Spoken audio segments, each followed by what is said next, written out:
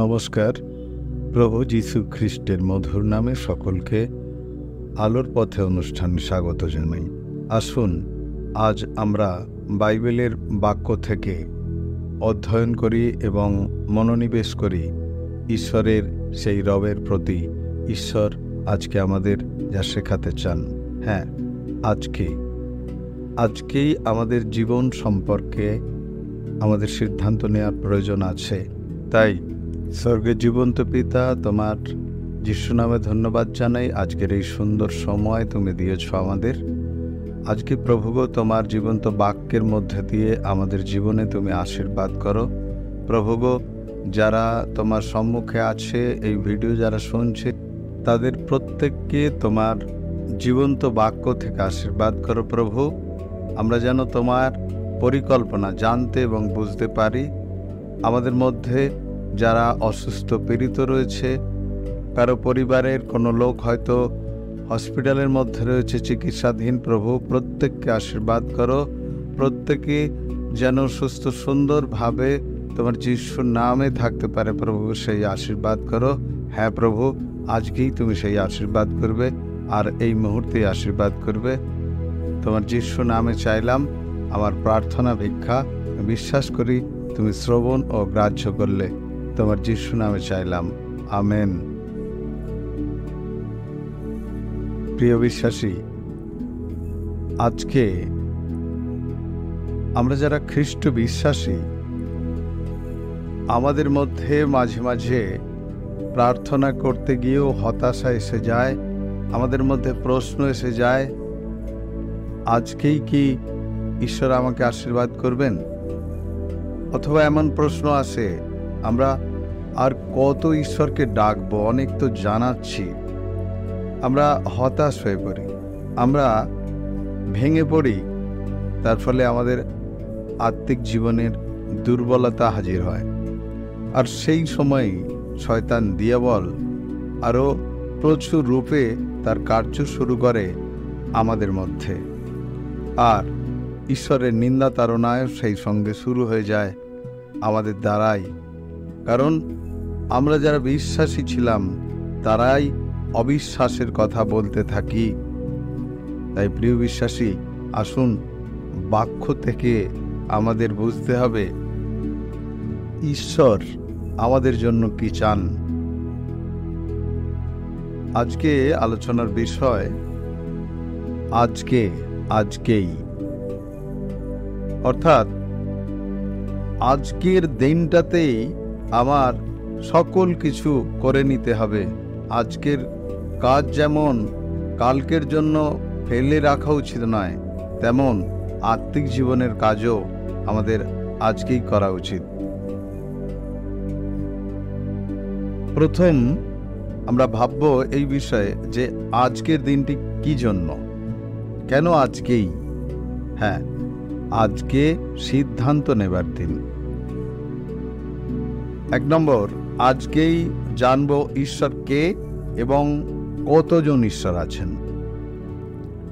আমরা সমাজে, আমাদের সংসারে শুনে থাকি যে অনেক ঈশ্বর আছেন। এখানে ঈশ্বর, সেখানে ঈশ্বর, এটা ঈশ্বর, ওটা ঈশ্বর, সেটা ঈশ্বর। তাই আমাদের জানা উচিত আজকেই জানব ঈশ্বর কে এবং কতজন। আসুন আমরা বাইবেলের পুরাতন নিয়মের যাত্রা পুস্তক 20 অধ্যায়ের 23 পদ বলছে, অতএব অদ্য জ্ঞাত হও, মনে রাখো যে উপরিস্থ স্বর্গে ও নিচস্থ পৃথিবীতে সদাপ্রভুই ঈশ্বর, অন্য কেহ নাই। প্রিয় বিশ্বাসী, যিনি আকাশ ও পৃথিবীর নির্মাণকর্তা, তিনি একজনই। যিনি আদম হওয়াকে তৈরি করেছিলেন আর তা থেকে মানব জাতি সৃষ্টি হয়েছিল, তিনি একজনই।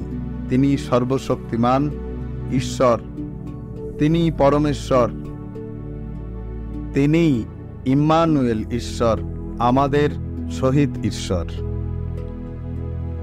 2 নম্বর, আমরা আজকেই আশীর্বাদের পাত্র হব। হ্যাঁ প্রিয় বিশ্বাসী, এটা বিশ্বাস করুন, ধৈর্য ধরুন এবং নিজের মনকে বলুন, আমি আজকেই আশীর্বাদের পাত্র হব। দ্বিতীয় বিবরণ 11 অধ্যায় 26 পদে লেখা আছে, দেখো, অদ্য আমি তোমাদের সম্মুখে আশীর্বাদ ও অভিশাপ রাখিলাম। প্রিয় বিশ্বাসী, ঈশ্বর আমাদের সম্মুখে আশীর্বাদ এবং অভিশাপ দুই রেখেছেন। আমাদের উচিত কি? আমাদের ঈশ্বরের আশীর্বাদের পাত্র হয়ে উঠতে হবে, আমাদের ঈশ্বরের আশীর্বাদ লাভ করতে হবে, আর সেটা আজকেই আমাদের চেষ্টা করতে হবে, আজকেই চেষ্টা করতে হবে ঈশ্বরের আশীর্বাদ পাওয়ার। 3 নম্বর, ঈশ্বরের আজ্ঞায় কান দেব, আজকেই কান দেব। ঈশ্বর কি বলতে চান তার বাক্যর মধ্যে দিয়ে, ঈশ্বরের সেই বাক্যকে আজকেই আমি শুনব, আজকেই আমি অন্তরে বিশ্বাস করব। বাক্য আমাদের কি নির্দেশ দিচ্ছে, বাক্য আমাদের কি বোঝাতে চাইছে। দ্বিতীয় বিবরণ 11 অধ্যায় 27 পদে লেখা আছে, অদ্য আমি তোমাদিগকে যে সকল আজ্ঞা জানাইলাম, তোমাদের ঈশ্বর সদাপ্রভুর সেই সকল আজ্ঞাতে যদি কর্ণপাত করো, তবে আশীর্বাদ পাইবে। হালেলুয়া। প্রিয় বিশ্বাসী, আজকেই আপনি আশীর্বাদ পাবেন। কি করে পাবেন? ঈশ্বরের আজ্ঞা, তার বাক্যের মধ্যে দিয়ে যে আজ্ঞা দেয়া হয়েছে, সেই বাক্যে, সেই আজ্ঞায় যদি কর্ণপাত করেন, তো আজকেই আপনি আশীর্বাদ পাবেন। 4 নম্বর, ঈশ্বরের বাক্য পালন করব। ঈশ্বরের বাক্য আজকেই পালন করব। দ্বিতীয় বিবরণ 11 অধ্যায় 32 পদে বলা হচ্ছে, আর আমি অদ্য তোমার সম্মুখে যে সকল বিধি ও শাসন রাখিলাম, সে সকল যত্নপূর্বক পালন করিবে। প্রিয় বিশ্বাসী, ঈশ্বরের আজ্ঞা শুধু কর্ণপাত নয়, সেই অনুযায়ী কাজ করতে হবে, পালন করতে হবে। অর্থাৎ আমাদের বাক্যের কার্যকরী হতে হবে। শুধুমাত্র বিশ্বাস নয়, কর্মবিহীন বিশ্বাস মৃত। তাই কার্যকরী হয়ে উঠতে হবে। বাক্য যে নির্দেশ দিচ্ছে, সেই নির্দেশ অনুসারে আমাদের কাজ শুরু করাটা প্রয়োজন, এবং সেটা বলুন, আজকেই আমি কাজ শুরু করব। আজকেই খ্রিস্ট বিশ্বাসের ভাই বোনেদের ভুলটা ধরিয়ে দেব। 5 নম্বর, আজকেই খ্রিস্ট বিশ্বাসী ভাই বোনেদের ভুল ভ্রান্তিটা ধরিয়ে দেব। ইব্রিয় 3 অধ্যায় 13 পদে লেখা আছে, বরং তোমরা দিন দিন পরস্পর চেতনা দেও, যাবৎ অদ্য নামে আখ্যাত সময় থাকে, যেন তোমাদের মধ্যে কেহ পাপের প্রতারণায় কঠিনীভূত না হয়। যিহ্জকেল ভাববাদী পুস্তক 3 অধ্যায় 18 পদে লেখা আছে, যখন আমি দুষ্ট লোককে বলি, তুমি মরিবেই মরিবে, তখন তুমি যদি তাহাকে চেতনা না দেও এবং তাহার প্রাণ রক্ষার্থে চেতনা দিবার জন্য সেই দুষ্ট লোককে তাহার কুপথের বিষয় কিছু না বলো, তবে সেই দুষ্ট লোক নিজ অপরাধে মরিবে, কিন্তু তাহার রক্তের প্রতিশোধ আমি তোমার হস্ত হইতে লইব। 19 পদে লেখা আছে, কিন্তু তুমি দুষ্টকে চেতনা দিলে সে যদি আপন দুষ্টতা ও কুপথ হইতে না ফিরে, তবে সে নিজের অপরাধে মরিবে, কিন্তু তুমি আপন প্রাণ রক্ষা করিলে। 20 পদে লেখা আছে, আবার কোন ধার্মিক লোক যদি আপন ধার্মিকতা হইতে ফিরিয়া অন্যায় করে, আর আমি তাহার সম্মুখে বিঘ্ন রাখি, তবে সে মরিবে, তুমি তাহাকে চেতনা না দিলে সে নিজ পাপে মরিবে এবং তাহার কৃত ধর্মকর্ম সকল আর স্মরণে আসিবে না, কিন্তু আমি তোমার হস্ত হইতে তাহার রক্তের প্রতিশোধ লইব। 21 পদে লেখা আছে, আর তুমি ধার্মিক লোককে পাপ না করিতে চেতনা দিলে সে যদি পাপ না করে তবে সচেতন হওয়াতে সে অবশ্য বাঁচিবে, আর তুমিও আপন প্রাণ রক্ষা করিলে। প্রিয় বিশ্বাসী, খ্রিস্ট বিশ্বাসীর একটা অন্যতম কাজ, যে অপরাধে আছে, যে ব্যভিচারে আছে, যে ঈশ্বর ঘৃণিত কার্যের মধ্যে ডুবে রয়েছে, তাকে চেতনা দেয়া, তাকে ঈশ্বরের আলোর পথে আসার জন্য আহ্বান জানানো, তাকে সেই প্রিয় যিশু যে সত্য পথ জীবন, সেই পথ সম্পর্কে তাকে পরিচিত করা এবং তাকে নির্দেশ দেয়া খ্রিস্ট বিশ্বাসীর অন্যতম কাজ। হয়তো আপনি এ ধরনের বিষয় করেওছেন, কিন্তু আপনার কোথাও মনে হয়েছে যে সে তো মন ফেরাচ্ছে না, সে তো খারাপ কাজের মধ্যেই আছে। আপনার ভাবনার কিছু নেই, আপনি আপনার কাজটা করলেন। তাই বিশেষ উদ্যোগ নিয়ে আপনি আজ থেকেই সেই সুসমাচারের কাজ করুন এবং ধার্মিক ব্যক্তি কোনো অধার্মিকতার পথে না যায়, বিশ্বাসী অবিশ্বাসের পথে আর ফিরে না যায়, সেই ঈশ্বর ঘৃণিত কাজের মধ্যে কেউ আবার নতুনভাবে ডুবে না যায়, তার জন্য তাকে চেতনা দিন, তাকে ভরসা দিন, তাকে আশ্বাস দিন। প্রভুতে যে জীবন আছে সেটা বিশ্বাস করতে তাকে সাহায্য করুন। হালেলুয়া। এরপরে আমরা দেখব যে আজকেই আমাদের ক্ষমা করবার দিন। হ্যাঁ, আজকেই ক্ষমা করব। কলসীয় 3 অধ্যায় 12 এবং 13 পদ পাঠ করব।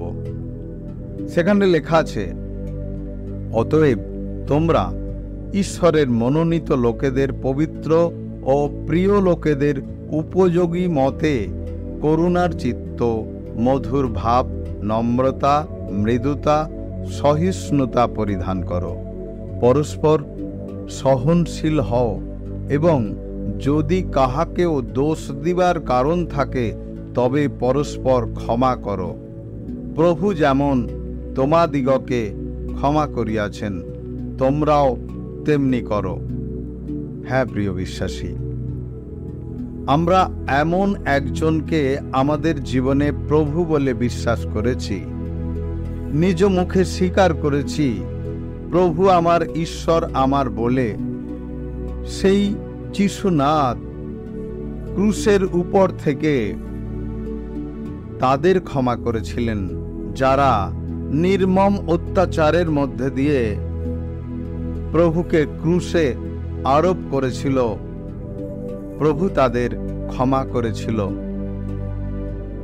তাই প্রভু যীশু খ্রিস্টের অনুসারী হিসেবে আসুন আমরাও আমাদের নিজ নিজ শত্রুদের, অপরাধীদের ক্ষমা করে থাকি। আমরা আমাদের চলার পথে প্রভু যিশুর সেই ক্ষমার বাণী নিয়ে চলি।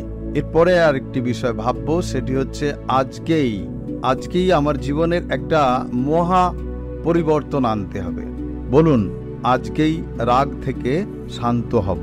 প্রিয় বিশ্বাসী, ইফিসীয় 4 অধ্যায় 26 এবং 27 পদে লেখা আছে, ক্রুদ্ধ হইলেও পাপ করিও না, সূর্য অস্ত না যাইতে যাইতে তোমাদের কোপাবে শান্ত হউক, আর দিয়াবলকে স্থান দিও না। আমাদের সংসারে বা অন্যত্র কাজের জায়গায় যে কোনো সময়, যে কোনো পরিস্থিতিতে এমন বিষয় ঘটে থাকে যাতে আপনি হয়তো ভাবছেন মাথা ঠিক রাখা যায় না, মুখে যা আসছে আপনি তাই বলে দিতে চাইছেন, কিন্তু আপনি বিশ্বাস করুন যে আপনি একজন খ্রিস্ট বিশ্বাসী। তাই রাগ থেকে বিরত থাকা এবং শান্ত থাকা আপনার উচিত, এবং আজকেই তা করতে হবে। আপনার অনেক রাগ হবে, কিন্তু আজকের মধ্যেই সেই রাগ থেকে শান্ত হবার চেষ্টা করুন। না হলে আপনার এই রাগের সূত্র ধরে আপনি নতুনভাবে অপরাধ, অন্যায়, অনাচার ইত্যাদির মধ্যে জড়িয়ে যাবেন, আর সেটা দিয়াবলের কাজ। তাই প্রিয় বিশ্বাসী, শয়তানকে জীবনে স্থান না দিতে চাইলে আপনি বলুন, আজকেই রাগ থেকে শান্ত হব, আজকে মন্দ থেকে সরে যাব। আপনি বলুন, আমি একজন খ্রিস্ট বিশ্বাসী হিসেবে আজকেই মন্দ থেকে সরে যাব। 1 পিতর 3:11 লেখা আছে, সে মন্দ হইতে ফিরুক ও সদাচরণ করুক, শান্তির চেষ্টা করুক ও তাহার অনুধাবন করুক। প্রিয় বিশ্বাসী, এই সে বলতে কাকে বোঝাচ্ছে? আর কাউকে নয়, আপনার আমার মতো খ্রিস্টের সন্তানদের বোঝাচ্ছে। আমরা যেহেতু খ্রিস্ট বিশ্বাসের জন্য ঈশ্বরের সন্তান হয়েছি, তাই আমাদের সকল মন্দ থেকে ফিরে আসতে হবে, সদাচরণ করতে হবে, অর্থাৎ সত্যের পথে চলে শান্ত হয়ে আমাদের সমস্ত ভাবনা, সমস্ত চিন্তা, সমস্ত কাজের মধ্যে দিয়ে শান্তির চেষ্টা করতে হবে, এবং কোথায় সেই শান্তি মেলে তা অনুধাবন করতে হবে। প্রিয় বিশ্বাসী, আমাদের হঠকারী হলে চলবে না। সকল মন্দতা আমাদের চারিদিকে, কারণ পাপাত্মার মধ্যে জগৎ শুয়ে আছে। তাই সেই মন্দতা থেকে আমাদের মুখ ফিরিয়ে প্রভু যিশুর প্রতি, তার বাক্যের প্রতি আমাদের দৃষ্টি রেখে আমাদের মন্দ থেকে ভালো থাকার চেষ্টা করতে হবে, সৎ থাকার চেষ্টা করতে হবে। তাই রোমিও 12:21 লেখা আছে, তুমি মন্দের দ্বারা পরাজিত হইও না, কিন্তু উত্তমের দ্বারা মন্দকে পরাজয় করো। হালেলুয়া। প্রিয় বিশ্বাসী, আমাদের কাছে এমন প্রতারণা, এমন ফাঁদ আসে, এমন মন্দতা আসে, যা সাময়িকভাবে আমার লাভের কারণ মনে হতে পারে। আমার মনে হতে পারে এটা একটা সুযোগ জীবনে ঘুরে দাঁড়ানোর। কিন্তু প্রিয় বিশ্বাসী, আপনি অনন্ত জীবনকে হারাতে চাইলে এসবের মধ্যে যাবেন। কিন্তু আপনার আমার উচিত ঈশ্বরের সন্তান হিসাবে ওই সকল মন্দ ফাঁদে, প্রতারণার মধ্যে, ওই সমস্ত দিয়াবলের পাতা ফাঁদের মধ্যে নিজেকে জড়িয়ে না ফেলে, ওই সকল মন্দর দ্বারা পরাজিত না হয়ে আসুন আমরা ঈশ্বরের নির্ণীত যে ভালো কাজ, যে উত্তম বিষয়, তার মধ্যে দিয়ে চলে আমাদের জীবন থেকে মন্দকে দূর করে দিই। আমি বিশ্বাস করি ঈশ্বরের জীবন্ত বাক্য আপনাকে উজ্জীবিত করেছে, অনুপ্রাণিত করেছে। আজকেই বিভিন্ন বিষয়ে সিদ্ধান্ত নেবার জন্য আপনি সিদ্ধান্ত নিন এবং ভালো থাকুন, সুস্থ থাকুন, আর ঈশ্বরের প্রকৃত সন্তান হয়ে উঠুন। জয় যিশু।